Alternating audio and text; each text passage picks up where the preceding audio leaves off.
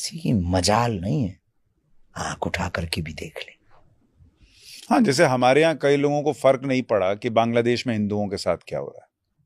हम एक दिन विचार कर रहे थे बांग्लादेश पर कि अगर हमारी बहन बेटी हमारे ही सामने कोई उठा के ले जाए कैसा लगेगा, जरा विचार करना। 40 साल तक जिस देश में रह करके बिजनेस कर करके एक एक पाई पाई को जोड़ा, मकान बनाया, दुकान बनाई, 20 लोग आकर के लूट के ले जाएं, सच सच बताना यार कैसा लगेगा।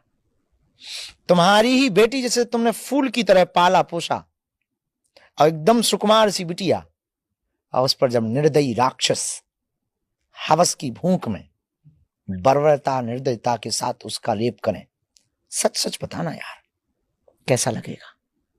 जिस इज्जत को बचाने के लिए तुम्हारे पूर्वजों ने आन बान शान को रख दिया और प्राण त्याग दिए, रामायण के लिए, राम के लिए, गीता के लिए, कृष्ण के लिए, वही देवी के मन में तुम्हारी देवी की मूर्ति को तोड़ करके बाहर फेंक आ जाए, सच सच बताना यार कैसा लगेगा। जिस देश में तुम रहते हो उसी देश में तुमको अल्पसंख्यक देश छोड़ो ऐसा चिल्लाया जाए, और तुम्हारे पूर्वजों ने उस देश को आजाद कराने के लिए, बांग्लादेश के लिए तुम्हारे पूर्वजों ने भी कुर्बानी दी और देश के साथ खड़े रहे, और तुम्हें उसी देश में गाली देकर के कहा जाए देश छोड़ो, बांग्लादेश छोड़ो, हिंदुओं देश छोड़ो, और वहां पर तुम्हारी दादाओं की यादें, दादी की यादें, नाना की याद, पिता की यादें, वो दरवाजे, वो आंगन, वो घर, वो चौखट, वो इमली का पेड़, वो आम का पेड़, वो नीम का पेड़, सच सच बताना यार कैसा लगेगा। तुम्हारे घर को जलाया जाए, तुम्हारी पूरे सपनों की संपत्ति को खाक और राख कर दिया जाए, सच सच बताना यार कैसा लगेगा। पर इस भारत का दुर्भाग्य है, ऐसा ना वो सोच पा रहा भारत का हिंदू, ना वो जग पा रहा। हम अकेले क्या कर लेंगे, एक दिन आएगा वो हमको भी खत्म कर देंगे, किसी षड्यंत्र में फंसा देंगे, देख लेना किसी वो केस में फंसाएंगे। ठीक है आज तो हम हैं, मान लो हम जिंदा भी रहे, पर अगर तुम नहीं जागे तो सच सच बताना यार हम अकेले क्या कर लेंगे। पर यह दुर्भाग्य इस देश का कि हिंदुओं के सामने हमने कितनी बंसी बजाई, अब भी वो घर से बाहर नहीं निकल रहे, अब भी हिंदू एकता की पदयात्रा की कोई चर्चा नहीं कर रहा। हम लगे हैं, बंबई गए, दिल्ली गए, आपसे बात कर रहे हैं, उनसे बात, भैया हिंदू सनातन एकता पदयात्रा है, जात पात को मिटाने के लिए, अच्छे से हो जाए।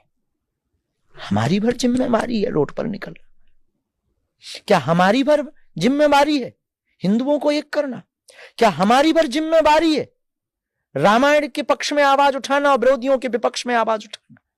आपकी नहीं है क्या? आप धीरेन्द्र कृष्ण शास्त्री नहीं बन सकते हो क्या? आप बागेश्वर बाबा नहीं बन सकते हो? बन सकते हो, हमारी तरह तुम भी तो शुरू करो, अपने दायरे में करो आप, पर करो तो 24 घंटा में 1 घंटा दो। आपने तो मोबाइल पे रील देखी और बढ़ा दिया, कुछ अच्छी बोल गए, बाबा ठीक बोल रहा है, लाइक ठोक दिया, और कुछ अगर हमारी जबान बहक गई या किसी ने फेक न्यूज चला दी तो उसी को सत्य मान लोगे। और जितने भी ये ताली बजा रहे हैं ना, गाली देने से भी चूकेंगे नहीं। एक भूल हमारी आप रिकॉर्ड वर्क करके डाल देना, बाबा पीते पकड़े गए, इतने भर में पूरा देश गाली देगा। ये देश है, लेकिन भैया हम अपनी जिम्मेवारी तो निभा रहे हैं। तुमसे तुम्हारा जमीर और तुम्हारे पूर्वज नन्ही सी बेटी जरूर पूछेगी एक दिन, आपकी भी 2 बेटियां हैं दादा, वो जरूर पूछेंगी कि देश के लिए आपने क्या किया। हमने तो किया, हम तो कर रहे हैं, मरते दम तक हम तो करेंगे, पर आपसे तो पूछेंगे, क्योंकि जो कोलकाता की बहन मरी है, जिसका रेप हुआ है, वो तो भारत से पूछ रही है।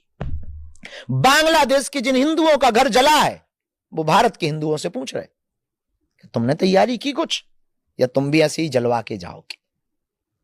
हिंदू का मतलब सबका सम्मान करें। मैं कई बार ये भी कहता हूं महाराज जी कि जैसे किसी लड़की को बीच चौराहे पर अगर कोई छेड़ता है तो वो लड़की इसलिए नहीं छेड़ी गई क्योंकि वहां 2 गुंडे थे या वहां 2 असामाजिक तत्व थे, वो इसलिए छेड़ी गई या उसके साथ गलत इसलिए हुआ क्योंकि वहां जो 20 लोग खड़े थे वो सब चुप रहे। क्या बात है, उन्होंने कुछ बोला नहीं। ये बहुत बड़ी बात, बस यही बात।